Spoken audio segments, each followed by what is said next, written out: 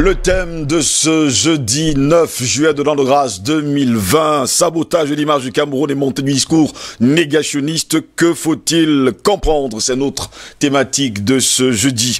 Insultes, injures contre la patrie, c'est la remarque que nous faisons depuis quelques années maintenant. Les Camerounais ont pris l'habitude de vilipender notre cher et beau pays, le Cameroun.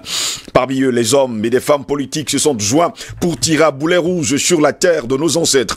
Où est passé le patriotisme, l'amour de la mère patrie, le nationalisme? Où est passé le respect de l'autorité, du drapeau, de l'armée, des institutions? On peut en citer d'ailleurs plusieurs. Tout le monde, sans y réfléchir profondément, insulte, dénigre, rabaisse, fait des déclarations à l'emporte-pièce. Même ceux qui étaient pour plusieurs des exemples sont tombés aussi bas. Ceux qui étaient des modèles pour certains se sont lancés dans une cabale contre une nation qui leur a tout donné, une terre qui les a vus naître.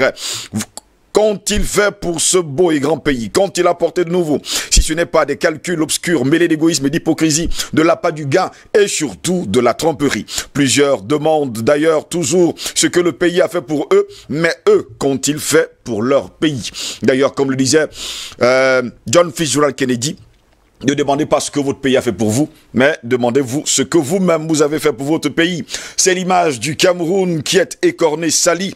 Plusieurs des hommes politiques, journalistes et j'en passe travaillent pour le compte de l'Occident. Certains sont des espions tapis dans l'ombre qui n'ont pour seul objectif renverser, détruire, faire couler le sang des innocents, des hommes, des femmes et des jeunes de ce pays. On l'a encore vu hier en écoutant il faut le dire comme ça, un audio d'un milliardaire qui passait justement passer le temps à insulter, il faut le dire comme ça, un ambassadeur du Cameroun à l'étranger et en lui disant « Je vais même me plaindre au chef de l'État ». Patient parfum d'homme, vous qui êtes justement l'aîné sur ce plateau, on a l'impression que depuis ces dernières années, les choses vont très mal au Cameroun et en premier les Camerounais qui aujourd'hui, à la place de résoudre des problèmes, passent par des insultes. Non, c'est de toute façon le marqueur d'un régime en déliquescence. Ce que nous voyons là, c'est le marqueur d'un régime en déliquescence. Premièrement, il faut dire que c'est le propre de tous les régimes qui se sont renfermés sur eux-mêmes, qui ont refusé, parce que ça fait partie de leur programme d'existence, pour qu'ils puissent exister, le renouvellement et de la pensée, et des hommes, et même des régimes à la tête d'un État. Ces régimes-là se sont sclérosés, ils se sont momifiés et ont créé donc tout autour un certain nombre de turiféraires, et de griots, et de larbins, et de gens qui espèrent, et pour cela, ces groupes-là s'affrontent à un moment donné ou bien à un autre, et d'obliger. Ils s'affrontent pour que chacun continue d'occuper l'espace qu'il a. Et ça, c'est une lutte mortelle, d'une violence incroyable. Puisque l'État est capable de se renouveler, l'État est capable, en étant incapable de se renouveler, n'est plus en réalité au service des populations, mais elle est au service d'un individu. Vous voyez? Donc le clientélisme et tout ce que cela peut comporter, ça tourne autour de tout cela. Donc les groupes qui sont autour de cet État-là, chacun s'organise pour maintenir les positions de pouvoir qui sont les siens. À partir du moment où l'État n'est plus capable de jouer son rôle régalien, d'être au service du peuple, d'être capable de faire appliquer la justice. Parce que maintenant, quand on rentre dans le cas de clientélisme, c'est plus la justice comme un avant. Donc cet État-là, c'est lui qui crée, qui sécrète ces pôles de choses bizarres, comme ce que vous venez de dénoncer. Ça, c'est clair. Tous les États qui se sont comportés comme ça, qui se sont figés dans l'espace et dans le temps, ont eu à voir ces situations déplorables. Maintenant, ce que nous constatons, c'est que, à côté de cela, il y a aussi des gens qui sont sortis du ventre de cet État, qui ont vendu, en termes de projets politiques, le fait qu'ils viennent pour apporter des changements. Mais comme ils n'ont pas assez de la ressource du point de vue idéologique et politique, ils se sont lancés et ont lancé un certain nombre de jeunes qui n'ont pas eu le temps d'étudier le système qui dirige dans ce que j'appelle des surenchères. Et dans ces surenchères-là, ça va dans tous les sens. La morale n'existe plus. On insulte tout le monde. On ramène tout le monde dans la gadoue, dans la boue. On dénature tout le monde. Il n'y a plus de respect pour rien.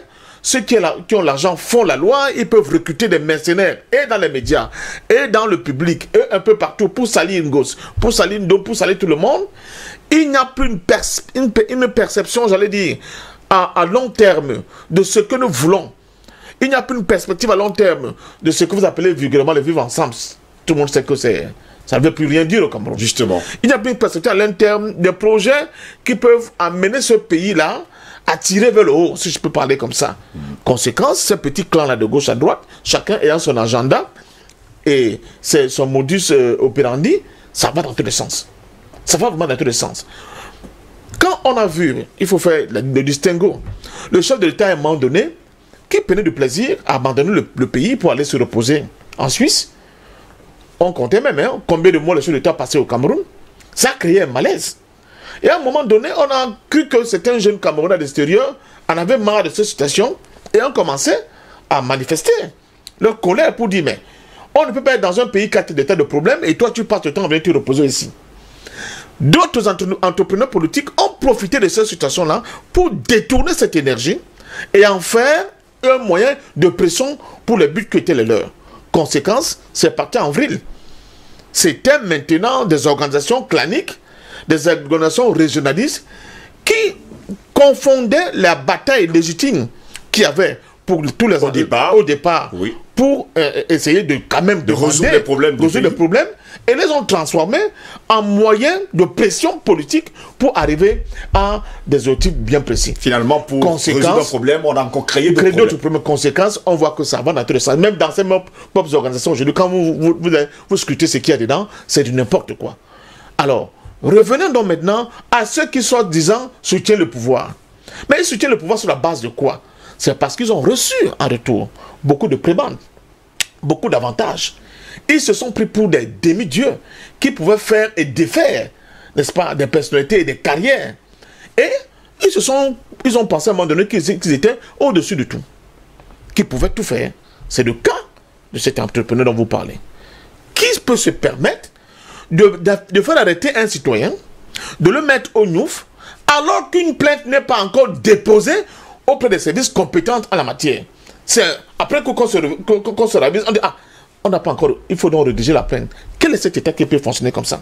C'est tout simplement un État moribond, un État où le pouvoir central n'est plus au service des populations, mais d'un individu et un cercle d'individus, et les individus qui profitent des largesses de cet État se croient tout permis, pensent être des citoyens à part, capables, n'est-ce pas, de piétiner les lois, capables de piétiner l'administration, capables même de piétiner les symboles de l'État, au point d'en arriver à cette situation malheureuse. Il faut donc, très très rapidement, redonner à l'État ses lettres de noblesse. Redonner au pouvoir ses lettres de noblesse.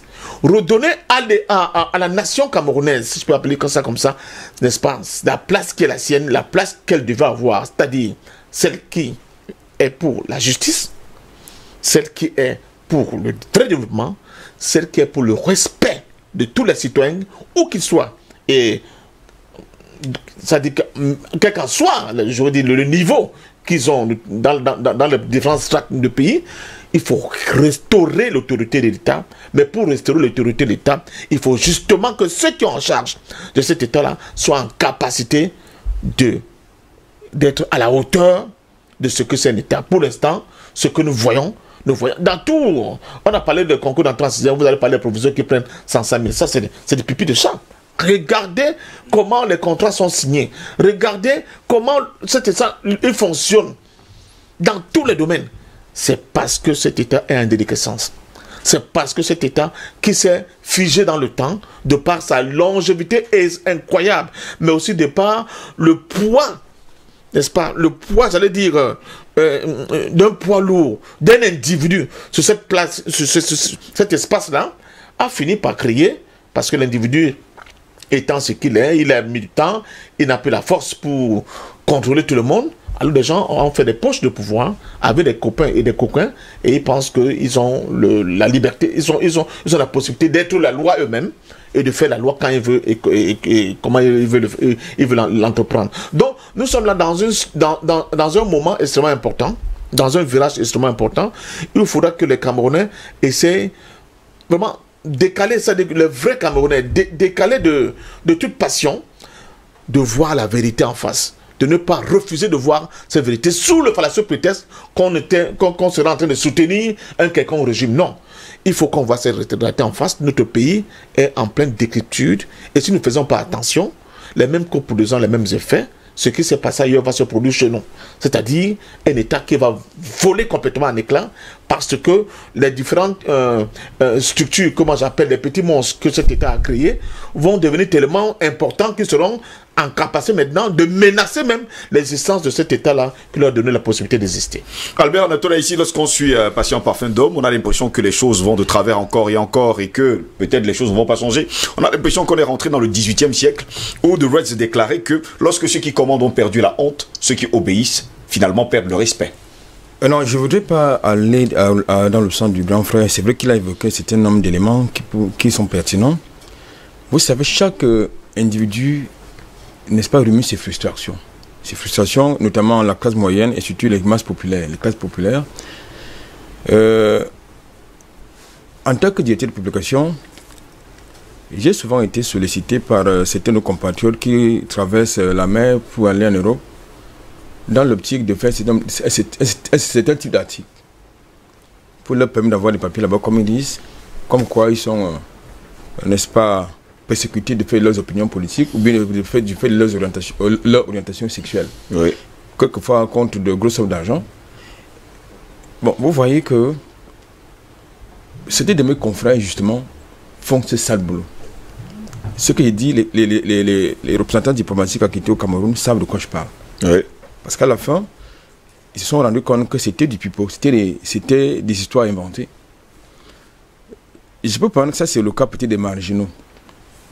C'est-à-dire les gars qui veulent subsister quelque part. Maintenant, vous avez donc, de l'autre côté, ceux qui véritablement sont des malpolis. Là, il veut convoquer les éléments culturels, c'est-à-dire que nous qui avons, par exemple, eu le privilège quelquefois de suivre les cours d'éducation civique, de la morale, je suis certain que nous avons une attitude un peu plus différente face à un aîné, face à un semblable, face à votre concitoyen. Oui. Parce que il était même difficile, à notre époque, de pouvoir insulter même son petit frère, même son frère, à plus forte raison un aîné ou un patriarche. Malheureusement, avec l'avènement de la démocratie, c'est aussi ça les conséquences. L'avènement des libertés et l'avènement d'Internet avec les réseaux sociaux, la parole se libérer n'importe comment. Donc, là, je veux qu'on convoque les éléments culturels, c'est-à-dire l'éducation. Parce que je ne peux pas comprendre. Quelquefois, c'est un parent, sur un plateau de télévision ou sur les réseaux sociaux, qui se met à insulter ses interlocuteurs, ses contradicteurs. Bon, vous voulez que l'enfant ait quel modèle? Il va copier votre modèle. C'est-à-dire l'impunité, la discourtoisie, et c'est tout ça. Donc moi, je pense que il va falloir d'abord questionner les éléments culturels, c'est-à-dire pourquoi est-ce qu'on a enlevé des programmes scolaires, des matières qui permettaient de former la personnalité de l'individu. Oui. Est-ce qu'aujourd'hui, dans l'établissement scolaire, la première leçon de la journée, c'est la morale? Je ne pense pas. Est-ce que dans les établissements scolaires, avant que de commencer un cours, le professeur, l'enseignant demande à un élève de dire la prière, de commencer la leçon par une prière?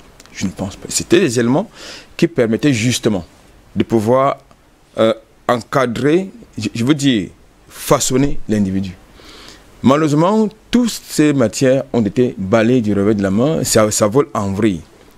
Donc, conséquence, on se retrouve donc avec des individus, des adultes, j'allais dire, oui, qui font des enfants, d'abord qui sont mal polis, parce qu'ils ont été mal formés, et ils transmettent justement ce modèle à leur propre progéniture. Lorsque vous avez un parent, vous êtes un parent, vous voyez votre fille qui arrive à la maison avec un smartphone, vous ne lui demandez pas qui le lui a offert. ça pose quand même un problème. Vous venez, en tant que parent, vous voyez votre fille débarquer à la maison avec une somme de 10 000 francs alors que vous ne savez pas que, alors que vous ne lui avez pas donné de l'argent, vous savez que vous ne lui avez pas donné de cet argent. Vous ne cherchez pas à savoir qui le lui a donné. À notre époque, je ne voudrais pas être nostalgique, ce sont les éléments importants. Lorsque quelqu'un, un adulte, vous donne de l'argent pour un cerveau quelconque, ou bien pour vous féliciter pour une réussite à un examen, ou quelque chose de ce genre, vous le présentiez d'abord à votre parent. Oui. Et puis, avant de rendre même service à un adulte, vous n'avez pas besoin qu'il vous donne d'abord l'argent pour que vous lui rendre service. Aujourd'hui, c'est tout le contraire. Pour que l'enfant qui n'est pas le vôtre rende service à quelqu'un, à vous rendre service, il faut qu'il paye. Il faut que vous payiez d'ailleurs. Il vous demande ce que vous lui donnez en retour. Voilà donc les mauvais éléments qu'il faut intégrer. Le troisième élément qu'il faut intégrer, là je rejoins relativement aux patients, notamment les éléments politiques. C'est-à-dire avec, n'est-ce pas, le multipartisme qui est la conséquence, n'est-ce pas, de l'émergence d'autres forces politiques. Il y en a donc qui pensent que la démocratie, ils doivent exprimer leur liberté, leur démocratie, non seulement sur les réseaux sociaux, sur les télévisions, sur les radios, en insultant, en vilipendant l'image de son pays, en vilipendant, n'est-ce pas, les dirigeants. C'est vrai qu'ils ne sont pas sans reproche, nos dirigeants, parce qu'en réalité, ces volets de bois verts ne sont orientés vers qui? Ce n'est pas orienté vers le Cameroun, qui est notre terroir, oui, qui est notre pays à tous. C'est orienté vers la classe dirigeante, enfin, vers l'élite. C'est ça qu'il s'agit. Tout à l'heure, Parfait a pris quelques exemples. Ça dit que les gens qui sont censés donner l'exemple, par exemple, le respect de la loi, oui, et qui sont les premiers à violer cette loi, ils sont les anti-modèles. On a également l'impression aujourd'hui que les hommes politiques ne sont pas des modèles. Ça parle de l'éducation que j'évoquais tantôt, c'est-à-dire qu'en fait, ils vont, dans ce terreau, n'est-ce pas, malsain, récupérer, n'est-ce pas, le bétail politique, s'il peut ainsi m'exprimer. Ils ont récupéré cela et ils pensent que c'est une façon de s'exprimer de manière politique. Non, je pense que, comme il indiquait tantôt, il y a des frustrations que certains expriment. Je prends un cas dans votre propre maison ici. Ici, d'aventure, vous avez un technicien journaliste qui fait des efforts pour donner le meilleur de lui-même et que, en retour, on ne reconnaît pas ses compétences, ses talents, ses sacrifices qu'il fait. Je pense qu'il aura une autre attitude. Il va être frustré et puis il va falloir extérioriser cette frustration d'une manière ou d'une autre.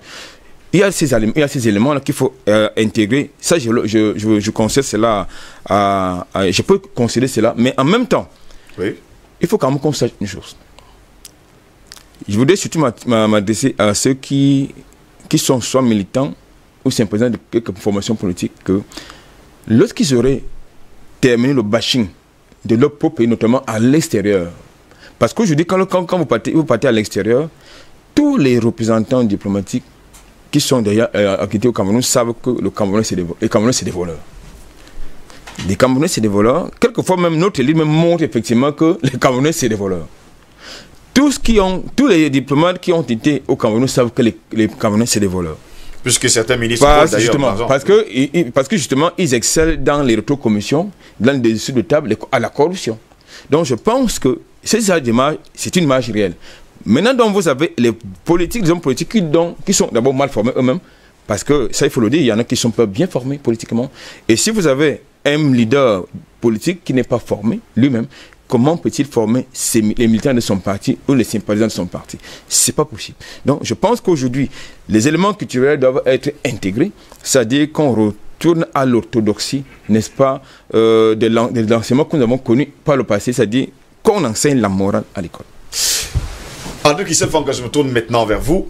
Il fut également un temps où à l'école primaire, tous les jours, je précise, pas tous les lundis, tous les jours, tout le monde se plaçait pour la montée des couleurs. On parle bien sûr du drapeau national. Et tout le monde chantait l'hymne national même du Cameroun. Et tout le monde s'arrêtait, même les personnes qui allaient au centre. Lorsqu'on entendait seulement les élèves chanter l'hymne national, tout le monde se mettait au garde à vous. On a l'impression que ces genre d'attitude ont foutu le camp. Et au-delà de ça également, on récitait justement la devise du Cameroun, paix, travail, patrie.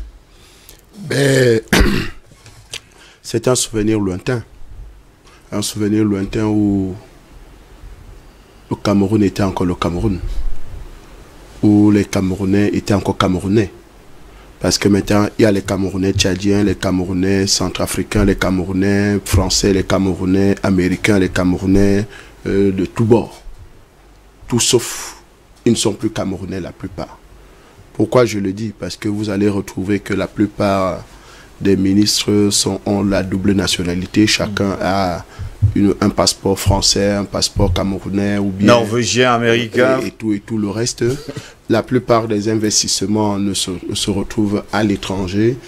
Vous allez retrouver un célèbre ministre qui est l'opérateur économique le plus célèbre aux Comores, en Haïti, en Éthiopie, en Guinée équatoriale, même ici à côté, des gens qui ont des supermarchés, qui ont des hôtels de luxe et tout le reste. Donc, vous comprenez qu'en réalité, on a un problème sérieux. Les anciennes habitudes ont disparu. Les nouvelles sont en train de se mettre en place grâce à la mondialisation, parce qu'il faut se le dire. Aujourd'hui, la mondialisation a apporté une nouvelle pensée, une nouvelle façon de faire les choses. Parce que même si on remet tout cet orthodoxie éducationnelle que nous avons, aujourd'hui, les réseaux sociaux, la télévision, tout, la radio sont venus déformer le comportement. Et la plupart de ceux qui tiennent même les micros de ces médias ou bien le stylo sont formés à une autre école qui est une école antipatriotique, parce que quand vous regardez aujourd'hui, je ne dis pas que c'est tous, hein, il y a une catégorie. Quand vous regardez on a l'impression que c'est une majorité. C'est une majorité. Quand vous regardez, par exemple, en Italie, tout journaliste, par exemple, appartient au ministère de l'Intérieur.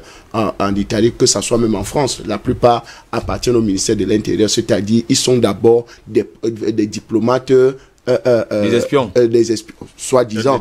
Des diplomates du pays. Quand on sait pertinemment que 78% des médias italiens appartiennent justement à Silvio Berlusconi. Bien sûr, donc vous comprenez que c'est d'abord l'image du pays qu'ils doivent vendre. Mais nous voyons aujourd'hui, la plupart ne donnent que l'opportunité à des gens qui vont vilipender le pays, ou bien les réseaux sociaux qui sont un boulevard qui est grandement ouverte, où tout le monde peut s'exprimer et dire du n'importe quoi. Et tout le monde s'y abreuve, parce qu'aujourd'hui, il y a ce qu'on appelle les alertes, ou les alerteurs, ou bien les lanceurs d'alerte, on a et tout. Mais quand vous regardez aujourd'hui, surtout que nous avons fait prospérer une mauvaise diaspora. Parce que c'est cette diaspora-là aujourd'hui qui ternit plus l'image du Cameroun que même ceux de l'intérieur. Parce que quand vous regardez, nous avons fait prospérer une mauvaise diaspora, parce qu'il y a la bonne diaspora et la mauvaise diaspora. Vous n'allez pas voir les 12 000 ingénieurs qui sont en Allemagne se mettre dans les réseaux sociaux pour insulter le Cameroun. Vous n'allez pas voir presque les 20 000 médecins qui sont dans l'espace Schengen, qui vont insulter le Cameroun. Non, vous n'allez pas voir les différents hauts cadres camerounais qui sont aux États-Unis, qui ont quand même des postes assez importants, qui vont déchirer le Cameroun. Non, vous allez retrouver que, par exemple, c'est un ancien militaire qui louait son arme aux bandits, qui est dans les réseaux sociaux toute la journée pour insulter le Cameroun, alors que lui-même, en tant que militaire ou bien agent de sécurité au Cameroun, a passé le temps à louer son arme au braqueur. Maintenant, il est devenu le donneur de leçons contre le Cameroun. Vous allez retrouver dans cette organisation un peu démoniaque qu'on appelle la BAS. Vous comprenez un peu, je dis bien un peu démoniaque. Vous comprenez un peu, des gens qui sont des salariés au Cameroun, qui touchent des salaires au Cameroun, mais qui vivent en France. Mais c'est eux qui passent toute la journée en train de vilipender le Cameroun.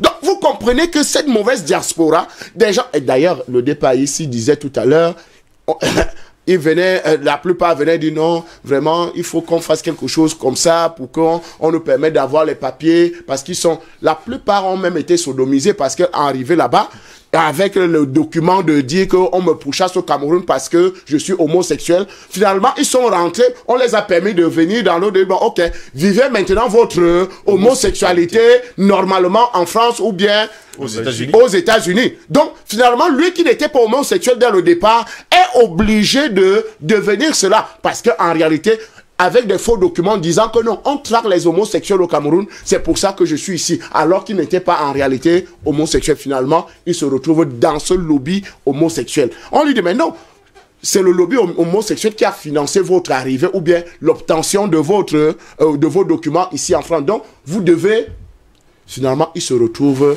dans ce lobby. Et ce n'est que normal qu'il commence à déchirer le Cameroun, parce que si son colon est déchiré, c'est normal qu'il déchire aussi le Cameroun. Donc, vous comprenez que c'est des gens qui ont des problèmes mentaux, des problèmes psychologiques, des problèmes parce qu'en réalité, ils ont menti sur le nom du Cameroun. Et ça, vous ne pouvez pas. Chez nous, au village, on dit, vous ne pouvez pas un seul instant cracher ou bien mordre le sein qui vous a nourri, même si le sein de votre mère a la gale. Oui, le Cameroun peut être ce qu'il a. Ce qu'il est, pardon. Il peut avoir les défauts, il peut avoir tout ce qu'il... Mais ça reste d'abord le Cameroun. Oui. Ça, le Cameroun, ce Cameroun vous a vu naître. C'est le Cameroun qui vous a donné la vie. Vous comprenez un peu, c'est-à-dire vous appartenez à cette nation. Que vous soyez de la classe moyenne, la classe inférieure, la basse classe ou bien la classe supérieure, vous êtes d'abord Camerounais. Et c'est tout ce qui nous restera dans tout ça. Laissons, je crois, le modus operandi de notre homme politique, le Parfendom. C'est normal, c'est un homme politique. Il a des objectifs politiques, il a un plan politique à accomplir. Mais nous ne venons pas sur le plateau pour des plans politiques, pour l'éducation de masse, parce que nous avons, et je croyais qu'il allait prendre sa casquette, la posture de nationaliste que je sais qu'il est, pour défendre d'abord le pays où les Oumyobé ont versé leur sang. C'est-à-dire dire que le Cameroun est tout ce qui nous reste. Nous devons défendre ce Cameroun à tue-tête. Nous ne devons pas regarder ce que les autres font pour détruire l'image du Cameroun, mais nous devons faire mieux, davantage pour que le Cameroun, le blason du Cameroun puisse être redoré, parce que nous avons besoin de liberté, nous avons besoin de dignité, nous avons besoin de justice, nous avons besoin d'équité, nous avons besoin de tout cela. Et c'est une nation en construction, parce que dans une nation en construction, il peut avoir tout ce que nous avons. Et d'ailleurs, tout l'héritage, si nous avons des problèmes aujourd'hui, c'est à cause de l'héritage colonial. Et je sais que c'est l'une des plus grandes batailles de M. Parfendom, qui est de vider le contentieux historique. Alors, si on ne vide pas le contentieux historique, qui nous a appris la corruption? C'est ceux qui nous ont colonisés, qui nous ont appris à nous défaire de notre culture. C'est ceux qui nous ont colonisés, qui nous ont appris à faire ces choses-là que nous ne connaissons. Le système ojulatiste que nous nous plaignons aujourd'hui, ou bien claniste que nous plaignons aujourd'hui, a été instauré par qui? Vous comprenez que si le contentieux historique n'est pas réglé, nous allons toujours avoir ces problèmes de patriotisme, de nationalisme, d'insulte de notre nation. Donc il faut aller à la base et détruire tous les fondamentaux. Ces fondamentaux qui ont été installés par des occidentaux ou bien par des pro-occidentaux qui aujourd'hui continuent à travailler dans cette logique-là. Parce que quand vous regardez même le discours politique fait toujours appel à l'Occident. C'est-à-dire, vraiment, Union européenne, venez nous aider. États-Unis, venez nous aider. Les Nations Unies, venez nous aider. Casque bleu, venez nous aider. Nous avons des problèmes. Alors qu'en réalité, si un seul instant, le Camerounais lambda se rend compte que j'ai une part de responsabilité dans la destruction du Cameroun, alors il faut le construire. Mais non, vous ne pouvez pas dire que vous aimez le Cameroun en vilipendant le Cameroun, en insultant le Cameroun jour et nuit. Insulter les ministres, ça vous regarde, c'est des individus. Mais la nation Cameroun, le Cameroun restera le Cameroun. Et les hommes passent, les institutions restent. Et c'est ce que nous avons besoin aujourd'hui. Patient Parfendom, on vous a cité, hein, parlant du nationalisme. Ça, il faut le préciser avec André Christelle Fanga. Je reviens d'ailleurs sur ses propos. Quand on revient en tout cas sur l'hymne national du Cameroun, on commence par « Au Cameroun, berceau de nos ancêtres ». On n'a pas deux pays. On n'a pas deux villages dans lesquels on sera enterré. On sera inhumé. Justement, on a l'impression aujourd'hui que certains, comme quelqu'un l'a dit hier sur ce plateau, qu'il y a certains Camerounais qui sont en transit. Ils ont l'impression que ce n'est pas leur pays. Mais pourtant, c'est notre chère patrie. Mais j'ai l'habitude de dire sur ce plateau que pour moi, le Cameroun, c'est le plus beau pays du monde. Il n'y a pas meilleur. Commencer par là, monsieur. Il n'y a pas meilleure déclaration d'amour pour sa terre patrie. Ok? Mais, Christelle Fanga, j'ai beaucoup aimé ta démonstration, ton discours. Malheureusement, là-dedans, il y avait et du bon et du moins bon. Christelle Fanga, j'ai posé ici les éléments. C'était brut. Je n'ai pas eu le temps de bien ordonner pour que tu puisses le comprendre. Mais le problème de fond, Oui.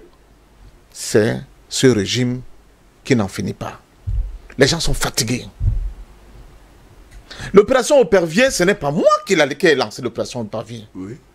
Ces gens-là, dont le président lui-même a dit qu'ils vont finir par rendre gorge, qui pillent les caisses de l'État, voilà les gens qui n'aiment pas le Cameroun. Ce n'est pas le petit Beausailleur qui s'est battu, qui a traversé le désert et l'océan pour se retrouver en France, et qui se met dans une colère parce qu'il a l'impression que son pays ne décolle pas. Ce n'est pas lui le problème. Le problème, c'est ceux qui sont en charge du développement de notre pays, mais qui, justement, au lieu de développer le pays, développent leur poche, celle de leurs enfants, de leurs arrière-petits-enfants, pillent les caisses de l'État pour planquer l'argent à gauche et à droite, et justement, donnent la possibilité à cette dépravation de mœurs que toi, tu es en train de stigmatiser. C'est eux le problème. Et on ne peut pas faire semblant de ne pas le voir. Je dis, il faut faire attention. Je suis quelqu'un qui aime le Cameroun profondément, jusqu'au nous furieux, comme disait quelqu'un. Mais en même temps, je ne peux pas me taire face à ce que nous vivons. C'est-à-dire à cette gabégie, c'est-à-dire justement à ces pays qui sont aux enfers et dont on a l'impression qu'ils sont en transit. Ils se comportent au Cameroun comme s'ils étaient des touristes ou bien en terrain conquis. C'est inacceptable. C'est eux le problème. C'est eux le problème. Le problème, ce ne sont pas ces enfants-là qui rêvaient de notre Cameroun. Je vous fais un exemple. Tout à l'heure, vous avez montré le beau stade de Japon. Non, je dis que c'est l'un des plus beaux stades du Cameroun, du monde, je veux dire. J'étais de Normand là-bas, j'ai fait des photos de nuit, où les parkings, c'est quelque chose d'exceptionnel.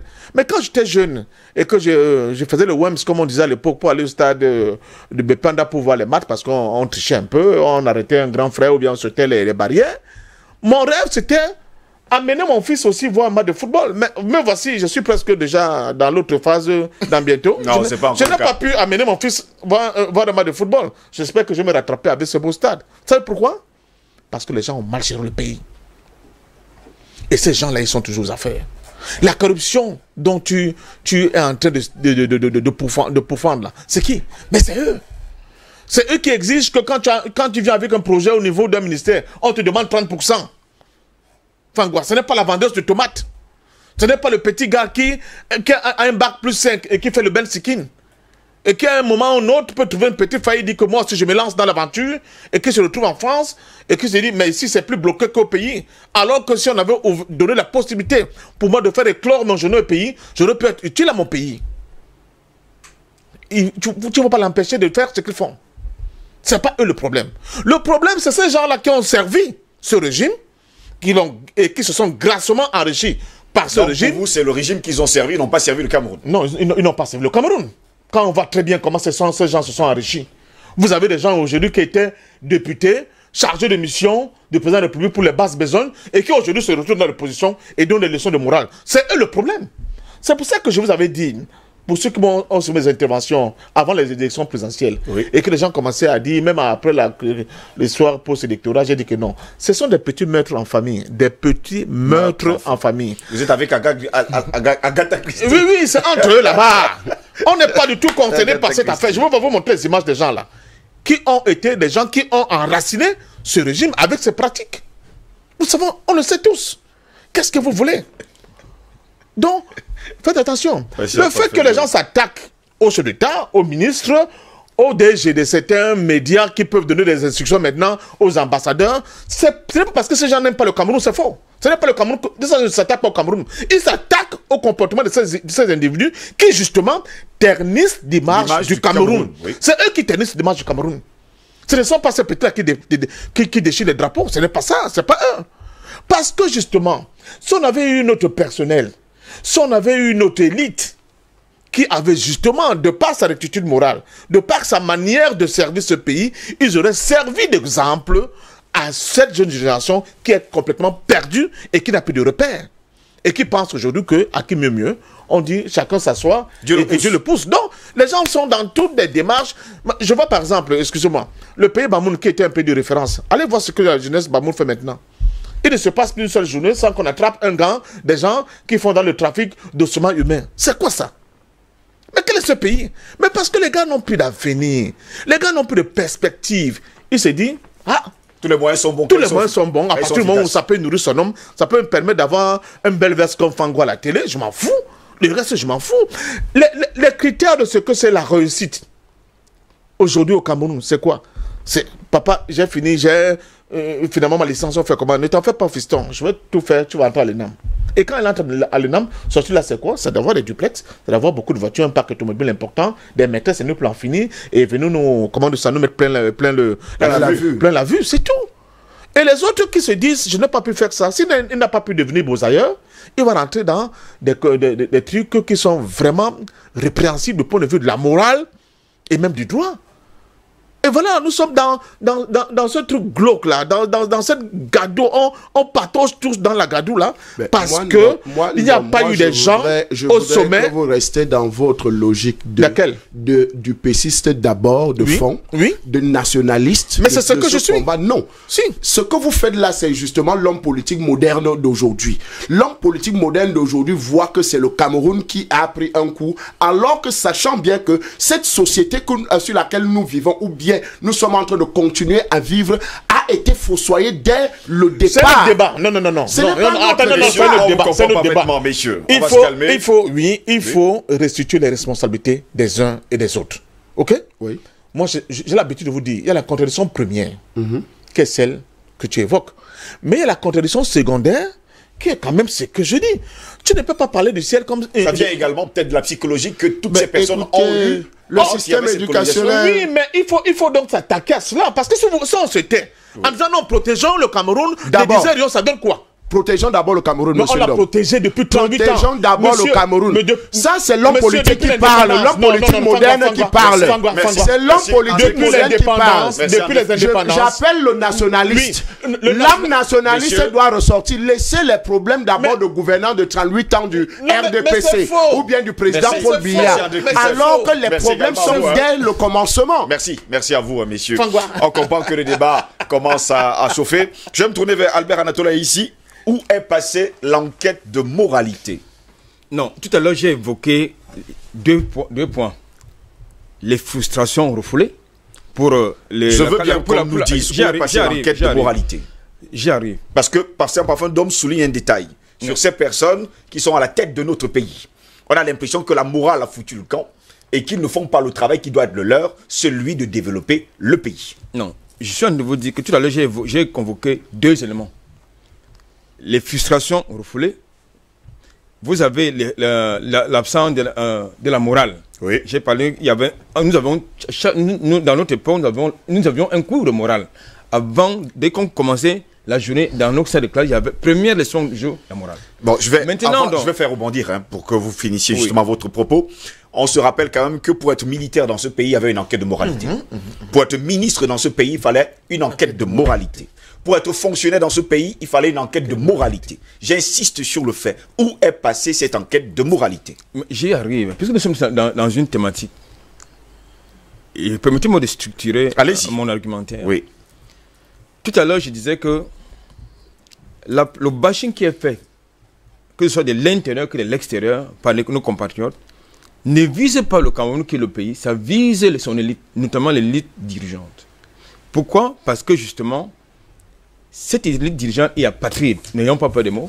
Oui. Parce que lorsque vous volez l'argent public, qui peut permettre de créer des emplois, d'investir, n'est-ce pas, dans la durée, dans la création des sociétés, qui vont donner des emplois aux enfants, aux jeunes, lorsque vous conditionnez l'accès à certains postes à un concours par la corruption ou par des actes avilissants, ça veut dire que vous êtes apatride.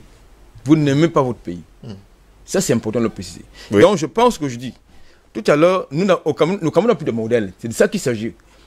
Aujourd'hui, si vous êtes quelqu'un de sérieux qui veut travailler normalement dans une administration publique, faut préciser, publique ou bien dans une société privée, croyez-moi, on va vous mettre à la porte. Clair. Parce que vous êtes pour eux un anti-modèle. Même ici, dans votre maison, vous avez des gens. Non, même c'est pas parce que c'est votre télévision, moi il faut que je sois objectif. Allez-y. Même dans votre maison, il y a des gens, vous avez des collègues qui se tuent pour donner d'eux-mêmes. Je ne suis pas sûr qu'ils ont le même traitement. Parce que nous sommes dans une société d'injustice. C'est important de le dire. Donc je pense que l'enquête d'immoralité, oui, c'était une époque. Nous sommes de nostalgie de cette enquête d'immoralité. Ça faut-il quand justement parce que nous sommes entrés dans... C'est pas une époque, hein, parce qu'il J'y arrive. faut bien que ça existe. J'y arrive. Non, ça n'existe plus malheureusement. La preuve, c'est que nous avons au sein de nos forces de défense, de nos forces de sécurité, des éléments, des brebis galeuses. Même au sein même de notre corporation des journalistes, nous avons des brebis galeuses. J'ai tout à l'heure parlé de l'éducation à la base. Et il faut absolument insister sur l'éducation. Il y a des choses que nous ne faisions pas quand nous étions tout petits. Même quand nous avons grandi avec ces éléments, parce que c'est ça qu'on nous a inculqué depuis le bas âge. Oui. Mais aujourd'hui, avec la nouvelle génération, c'est difficile. Quelquefois, vous avez quelqu'un qui est votre cadet qui vous insulte. Ce qui n'était pas possible à notre époque. Quand vous tentiez même de le faire, il vous tabassait.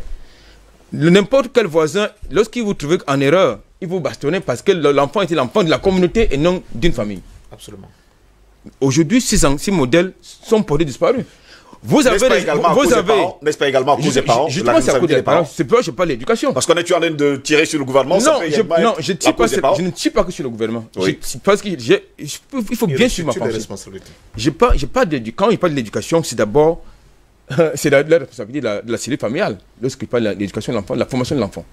Lorsque vous avez un parent, je parle sur le compteur de certains hommes politiques ici et de certains enseignants, vous parlez, lorsque vous voulez corriger un élève dans un établissement, que fait l'enfant? Nous avons vu les images où vous voyez un parent débarquer à l'établissement de son enfant pour insulter, si ce n'est pas pour taper même d'ailleurs le professeur, le surveillant général. Non, il faut qu'on soit sérieux. Donc je pense que, et de ce point de vue, le gouvernement devrait pouvoir encadrer cette affaire-là parce qu'il faut que les manuels scolaires qui sont dans le programme scolaire des enfants soient les manuels scolaires qui intègrent notre culture, nos coutumes, qui intègrent notre environnement culturel. C'est important parce qu'aujourd'hui, nous avons des manuels qui sont au programme scolaire qui véhiculent une autre culture, qui ne véhiculent pas notre culture, la culture du respect. La culture, n'est-ce pas, de la chose publique, du respect de la chose publique, de l'aîné, du prochain. Maintenant, et puis vous avez même les gardiens de la morale, c'est-à-dire les autorités religieuses. Là-bas, alors, c'est n'importe quoi, parce que c'est là qui devrait être justement des modèles pour former. Moi, j'ai grandi, j'ai fait la plupart de mes études dans les établissements confessionnels. À ce moment-là, il y avait encore la morale. C'est vraiment, il y avait certaines pratiques qui se faisaient déjà là-bas, mais il faisait tout pour les cacher. Aujourd'hui, il est admis que certains prêtres sont homosexuels.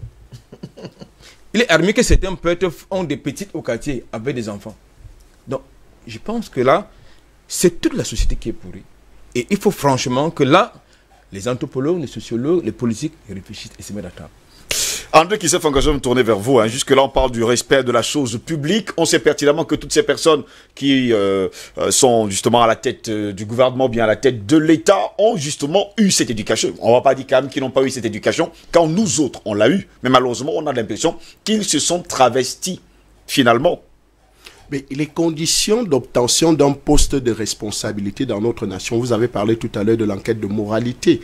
Si d'abord les enquêtes de moralité sont biaisées, parce que la plupart des personnes qui sont arrivées à certains postes de responsabilité n'étaient pas forcément à leur place, parce que l'enquête de moralité a été biaisée, parce que la plupart d'aujourd'hui des services de renseignement, que ce soit de contre-renseignement, sont englués dans la corruption.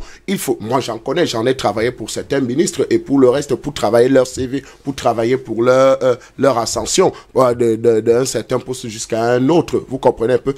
Parce qu'il y a quand même un certain nombre de choses à mettre d'abord en avant pour arriver à une certaine fonction. Aujourd'hui, vous avez des célibataires. Vous avez vu un premier ministre célibataire actuellement. Il vient de se marier. Vous comprenez que c'est d'abord un irresponsable que vous nommez comme premier ministre dans votre pays. Donc, normalement, dans les enquêtes de moralité, c'est premier. Il fut un temps. Vous ne pouvez pas obtenir un poste de responsabilité si vous n'êtes pas marié.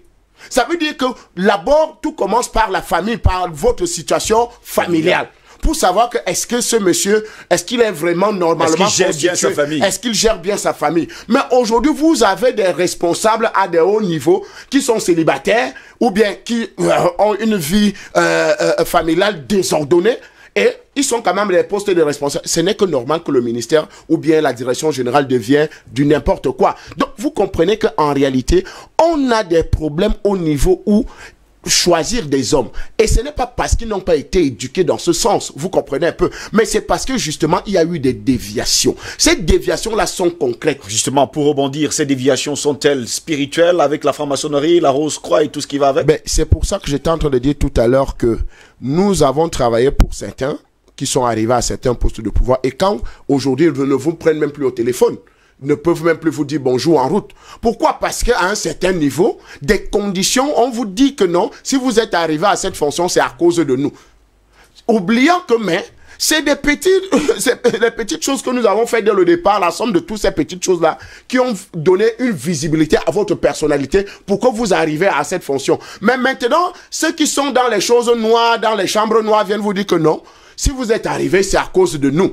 Donc, il faut que vous obéissez à telles conditions. Pour ceux qui ont le colon un peu faible, qui ne peuvent pas se courber, disent que bon, moi je vais donner l'argent. Et c'est pour ça qu'ils s'aventurent dans la corruption, dans les détournements, pour davantage cotiser à ces trucs-là. Parce que réunion de ceci, réunion de mardi, il faut cotiser. Réunion de la fin du mois, il faut cotiser. Réunion de cela, il faut faire les dons à ceci, il faut faire les dons à cela. Donc, en réalité, il se retrouve prisonnier de lui-même parce qu'il a obéi à un certain nombre de cercles, un certain nombre de choses. Alors qu'en réalité, il avait commencé un parcours. Et l'une des choses qu'il faut comprendre, le diable ne fait pas de la promotion. Le diable ne donne pas la promotion.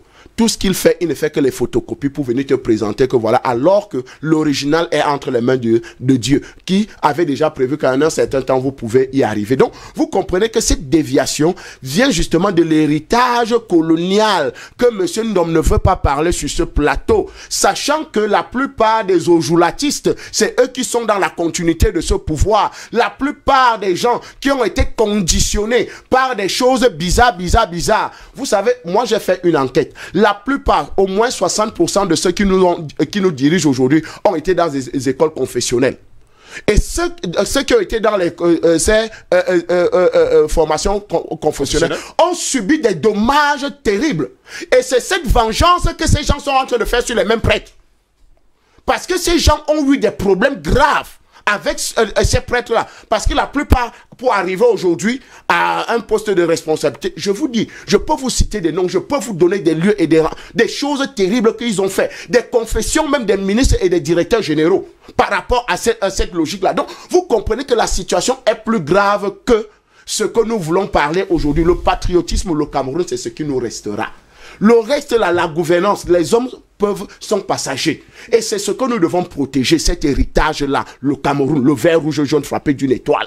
C'est ça que nous devons protéger. Parce que Paul Biya partira. Qu'il fasse 38 ans au pouvoir, 40 ans, 45 ans, il va partir un matin. Et le Cameroun va rester. Donc, monsieur Parfait Ndom, ne vous concentrez pas sur la gouvernance Biya. Le problème de fond est là. Nous avons eu un héritage colonial démoniaque. Et c'est cet héritage démoniaque-là qui transforme les mœurs des Camerounais et qui nous englue dans la pauvreté. Vous n'allez pas demander à quelqu'un qui souffre toutes les nuits en encaissant je ne sais pas quoi, qu'il doit réfléchir pour le bien-être de tous les autres Camerounais. Non, il ne pourra jamais réfléchir comme ça. Merci. Il ne va que réfléchir pour comment il va aller se soigner, et il faut qu'il aille se soigner dans les meilleures cliniques. Il faut qu'il sorte du pays. Donc, vous comprenez que la situation est plus grave que celle-là à cause de l'héritage colonial. Messieurs, plus que 12 minutes pour la fin de cette édition de DBS ce matin. Je comprends que c'est avec beaucoup trop de verbe que vous parlez ce matin. Patient Parfait Ndom, moi je reste et je demeure sur le fait que c'est le Cameroun, notre patrie, que nous devons chérir, que nous devons respecter et que nous devons développer. Non, je suis un peu embarrassé par l'attitude de Fanga. Parce que je ne comprends pas très bien où est-ce qu'il veut en venir. Comment ça? Ouais. Vous comprenez très bien? Non, je ne comprends pas. Je non, les gars, premièrement, on est en plein débat, il y a des gens qui nous suivent à la maison. Premièrement, oui. il faut que Fangwa sache que dans la vie, les gens font des choix. Tout ce que tu décris là, tu nous as même dit que tu as aidé certains à être là où ils sont. Bien sûr. Mais tu n'as pas suivi leur chemin. Tu t'es refusé de suivre leur chemin. Ça veut dire que tu as fait un autre choix. Tout ce que tu décris là, les ojulatistes qui sont au pouvoir, ils avaient en face d'autres patriotes qui proposait un autre choix. Ouais. Et c'est ce choix-là que je veux que vous défendiez, monsieur. Mais ce choix-là, c'est celui que je défends. Mais vous ne pouvez pas en même temps me demander, s'il vous plaît, c'est moi qui ai la parole, de défendre ce choix, en même temps de fermer les yeux. La preuve, vous avez été incapable de le faire vous-même. Sur les déviations et les déviances qu'on nous propose. Mais attendez, Fangwa, c'est moi qui ai la parole. Oui, tout à l'heure, tu as intervenu. Je t'ai pas coupé. Je ne vous coupe pas, monsieur. S'il te plaît. Donc, tu ne peux pas me dire, moi qui pense que ceux qui avaient un vrai projet politique, un vrai projet social, un vrai projet culturel pour notre pays économique, et qui ont été justement écrasés dans le sang par les gens que ceux qui sont aux affaires vénèrent aujourd'hui, et que tu me demandes au même moment, sous le fallacieux prétexte que je serai en train de protéger le Cameroun, de ne rien dire par rapport à ce que toi-même tu viens de décrire. Non, je n'ai pas dit que vous devez rien dire. De ce que toi-même tu viens de décrire. Justement, je veux ce grand Cameroun. Je rêve de ce grand Cameroun. Je travaille pour que les lettres de noblesse, c'est-à-dire qu'on redore le blason de ce Cameroun éternel que nous chérissons tant. Or, ta propre démonstration nous prouve que ce qui se passe aujourd'hui est aux antipodes de ce Cameroun de nos rêves. C'est simple, non? Oui. Donc c'est tout, Fangwa. Je continue de dire, on a dit, les gens qui s'adressent l'image du Cameroun, je dis, je l'assume, on ne peut pas mettre au même niveau, au même degré, ces jeunes-là qui commettent des choses, parce que la plupart n'ont pas une bonne on n'a pas d'éducation, c'est vrai, mais n'ont pas une bonne culture politique. La plupart, ce sont, excusez-moi le thème, des analphabètes politiques. Quand je vois quelqu'un dans les réseaux sociaux qui écrit la ministre de Biya, parlons de notre armée, je dis, attention, demain, tu pourras ne sera pas là, mais l'armée restera. Mais cette armée, qu'est-ce que tu vas en faire? De crier la milice Boulou. Je dis, attention, demain, tu seras aux affaires. Moi, j'ai perdu des neveux dans la guerre contre Boko Haram. Brûlés vifs par Boko Haram, après avoir été abattus. Donc, je sais le sacrifice que ces jeunes Camerounais se donnent pour que nous puissions avoir ce que j'appelle souvent cette paix relative qui nous permet de faire ces débats.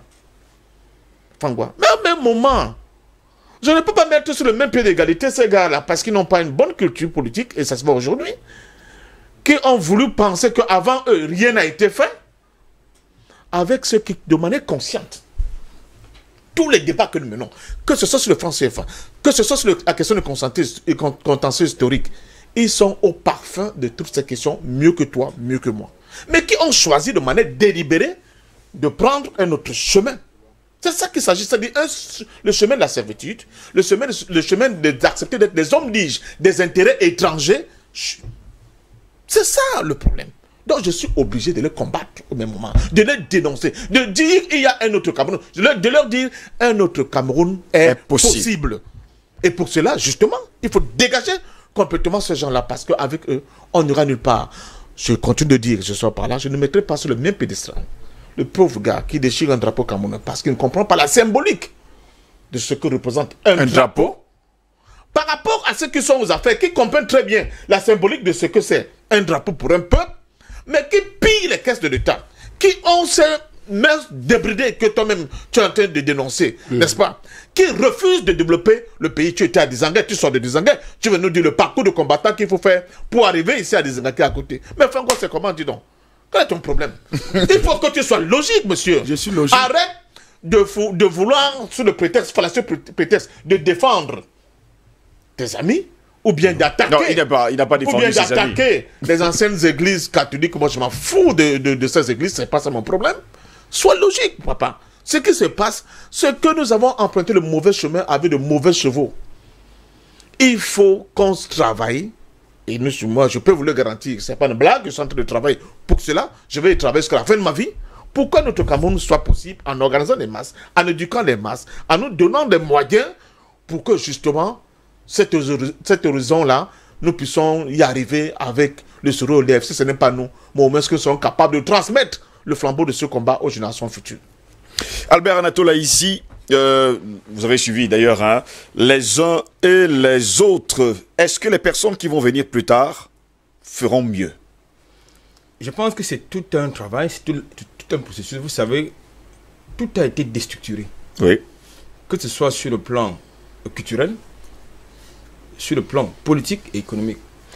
je ne dois pas... Vous savez, que ce soit ceux qui nous gouvernent, c'est-à-dire n'importe quel fonctionnaire qui se trouve dans un bureau à Yaoundé ou ici, que ce soit les opérateurs économiques, parce qu'un opérateur économique est avant tout un ambassadeur de son pays, où qu'il se trouve. Et très souvent, c'est un de nos opérateurs économiques sont vraiment pas du tout des modèles, parce qu'il y en a qui sont des escrocs. C'est-à-dire ils vont quelque part, signer un contrat, et puis quand ils viennent, ils abusent de leurs partenaires. Ça, c'est d'un de deux. Vous avez également des ministres qui oublient que chacun à son niveau est l'ambassadeur du pays. J'en connais qui ont pratiquement refoulé les investisseurs au Cameroun parce qu'ils demandaient des pourcentages. Quelqu'un qui veut venir investir au pays, vous lui demandez des pourcentages. Il y a même pas mal de Camerounais qui ont voulu investir dans leur pays, mais on leur demande des pourcentages. On leur interdit même de faire leur travail. Ces gens-là, ils sont pires que ces gars qui font des bashing sur les réseaux sociaux, ou bien en tout cas sur les médias. Troisième chose, je voudrais également interpeller, après la cellule familiale, c'est-à-dire, parce qu'un enfant c'est un père et une mère, je voudrais également interpeller les autorités traditionnelles qui sont les gardiens de la tradition. Il y a un certain nombre de choses qu'ils doivent enseigner aux enfants. Mais malheureusement, très souvent, on ne se rapproche pas de ces gens-là parce qu'on préfère venir en ville. Tout le monde veut vivre en ville. Aujourd'hui, on dit que ce sont des sorcières. Voilà. Voilà encore une autre étiquette qu'on a. Troisième chose, il faut justement que les autorités religieuses prennent leurs responsabilités. Parce que j'ai constaté malheureusement que même ces hommes-là ont été pervertis. Leur pensée est pervertie, leur morale, leur mentalité est pervertie. À cause de l'argent. Et non seulement à cause de l'argent, mais surtout à cause des strapontins. Parce que, au lieu qu'ils soient les gardiens de la morale, ces gens qui forment l'individu, l'homme, la femme, enfin l'homme avec grand H, eh bien, ils sont mieux soit en philosophe, soit en politicien. Un homme politique déguisé. Bon, je pense que si, et ensuite j'ai fait oublier, il faut que dans le manuel scolaire, là j'interpelle l'État. On en parle d'ailleurs depuis le début de la semaine. Il faut que les manuels qui sont dans le programme scolaire soient les manuels qui inculquent la morale, qui véhiculent notre culture, nos us et coutumes. Parce que lorsque vous venez, vous mettez une œuvre comme peut-être Voltaire au programme scolaire, ça enseigne quelle culture. Voltaire véhicule quelle culture camerounaise. Vous mettez Jean-Paul Sartre au programme scolaire, ça véhicule quelle culture. C'est fait un bon livre. Oui, mais c'est pas un ouvrage. C'est pas un ouvrage. Candide de Voltaire fait également un bon livre. Je veux dire que ça ne véhicule pas notre culture. Parce que vous savez, un peuple c'est une culture. Oui. Moi j'ai lu les contes du Cameroun à l'époque. Ça véhicule notre culture. C'était des bons livres. Oui, bon. Est-ce qu'aujourd'hui on peut nous faire croire qu'au Cameroun il n'y a pas d'auteurs qui écrivent des livres qui peuvent être intégrés dans le programme, dans le manuel scolaire? Ils sont très nombreux d'ailleurs. Alors, qu'est-ce qui se passe? Donc, ça veut donc dire que nous avons donc des dirigeants qui ont un problème. C'est-à-dire pervertir les Camerounais. Il n'y a pas très longtemps, il y a un ouvrage, une œuvre qui a été, n'est-ce pas, intégrée au programme scolaire. Qui enseigne quoi? L'immoralité aux élèves. L'homosexualité. Alors, moi, je pense que lorsque vous partez sur les bases d'une société qui n'a pas de modèle, vous ne pouvez que fabriquer des anti-modèles. Messieurs, nous sortons de cette édition plus que 4 minutes. Hein. Vous, comme j'aime souvent poser la question à la dernière seconde, en tout cas, de l'émission, qu'est-ce qu'on fait maintenant quand on sait pertinemment que la malhonnêteté est devenue contagieuse? Ben, écoutez, vous ne pouvez pas avoir le sang des Camerounais qui est resté sans justice. Parce qu'il faut régler... Ah oui, monsieur Ndom, vous applaudissez, vous le savez très bien. Vous savez que c'est ça notre combat. Il faut régler le problème. Le sang des martyrs parle contre le Cameroun. Ça, il faut... Et vous pouvez prendre référence même dans les Saintes Écritures, quand le sang a été versé et que ce sang n'est pas continue à parler, alors là, on va devenir cette société en déliquescence comme nous sommes aujourd'hui. Donc, il faut régler ce problème-là. Il faut faire taire ce sang qui parle contre le Cameroun. Que ça soit le sang des martyrs, que ça soit le sang des personnes qui ont été... des innocents. Des innocents qui ont été injustement abattus ou bien... Et tout le reste. Il faut... Et d'ailleurs, le sang ne fait sang que des innocents qui ont été continuer à trahis. couler dans notre nation. Le sang ne fait que couler. Parce que quand la dimension de la corruption, c'est que des familles sont en train de mourir sans soins de santé. Les familles sont en train de mourir sans bien manger. Les familles sont en train de mourir. Ça, c'est l'une autre dimension. Et c'est toujours du sang qui est en train de couler. Donc, il faut régler ce problème-là immédiatement. Il faut en réalité faire un stop. Il faut s'arrêter un seul instant et dire, mais écoutez, Cameroun, où vas-tu dans cette démarche, dans cette logique-là? Si vous ne réglez pas cette dette de sang, que ça soit historique, que ça soit actuel. Et maintenant, nous avons proposé, par exemple, l'urgence d'une repentance nationale. C'est-à-dire, on doit s'arrêter tous et se regarder droit dans les yeux. Hommes politiques, religieux, athées, magiciens, sorciers, tout le monde doit s'arrêter et dire que maintenant, on ne peut pas laisser ce beau pays, le Cameroun, Afrique en miniature, sombrer. Et d'ailleurs, tous les patriarches peuvent comprendre que maintenant, même de manière spirituelle, de la spiritualité africaine ou bien camerounaise, le Cameroun est désuni. Et si le Cameroun est désuni, rien de bon ne peut sortir. Il faut donc une repentance nationale. Pasteur Parfum d'Homme, vous avez le mot de la fin. C'est incroyable, Fangoy, aujourd'hui. C'est un clair-obscur pas possible. Comment ça, monsieur Ndom? Oh là là. Bravo, Fangoy. Un clair-obscur pas possible. Vraiment, bravo pour ta fin. Pasteur Parfum d'Homme, vous avez le mot de la fin. Non, c'est incroyable aujourd'hui. Je ne sais pas ce qu'il a... Bon, bref, on va en parler en offre. Écoutez, moi, je pense que... Oui. On assiste depuis plus de 2000 ans. Comment, ça, je m'adresse à Fangoy, comment le simple fait de ce qu'on appelle l'amour, ça ne suffit pas. On a dit, toutes nos élites là sont passées par ces écoles, on l'appelait l'amour. Par le biais des Saintes Écritures. La plupart étaient dans les écoles confessionnelles. Donc on voit que l'amour seul ne suffit pas. Il faut d'autres ressorts. Et ces ressorts, c'est la responsabilité individuelle et collective des Camerounais qui disent, nous voulons un autre Cameroun. Et ça, il faut les organiser pour cela. Pour que tout ce que tu demandes là soit possible. Tu sais que dans le cadre actuel, ce n'est pas du tout possible. Il faut dire à nos frères, surtout ceux qui sont à l'étranger, oui, je suis d'accord qu'ils continuent des batailles politiques pour exiger un autre Cameroun. Mais au-delà, il y a des symboles d'un pays qu'on ne peut pas traîner dans la boue comme ça. N'importe comment. Parce que, justement, c'est ça qui fait ma différence avec certains. Ils me disent, mais parfait, on te... Je dis, on ne peut pas me demander, moi, donc, d'aller soutenir quelqu'un qui a été dans le ventre du pouvoir pendant des décennies quand moi je me battais, en me faisant croire que c'est lui qui va m'apporter le bonheur. Il n'y a pas de messie en politique. Il y a la qualité des hommes. Mais il y a aussi ce qu'on appelle leur historic case. Quand vous me parlez, je dis, Fangoy c'est qui? D'où il vient? Qu'est-ce qu'il a fait hier? C'est tout ça qui parle pour vous. C'est ça qui forge votre personnalité. Quand vous avez été avec des bandits hier, on dit qu'il a volé un œuf, volera un bœuf. Je suis convaincu que vous pouvez recommencer. Et en pire. Demain et après-demain.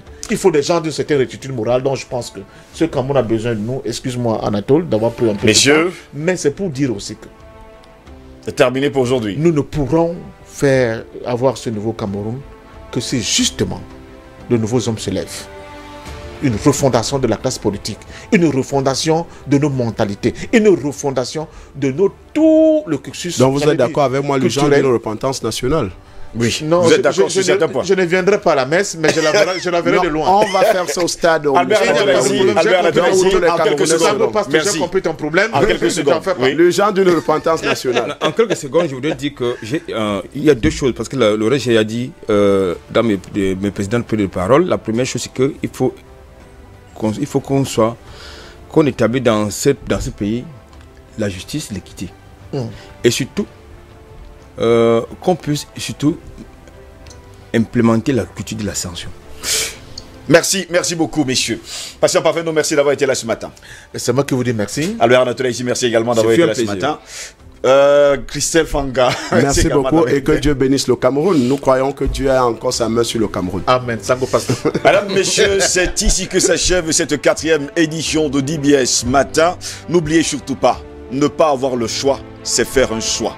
Et Noriega a déclaré haut et fort que lorsqu'on flirte avec le diable, on sait quand ça commence, jamais quand ça se termine. Au plaisir de nous retrouver demain pour une nouvelle édition. Restez sur DBS, l'information est en continu sur notre chaîne. Au revoir.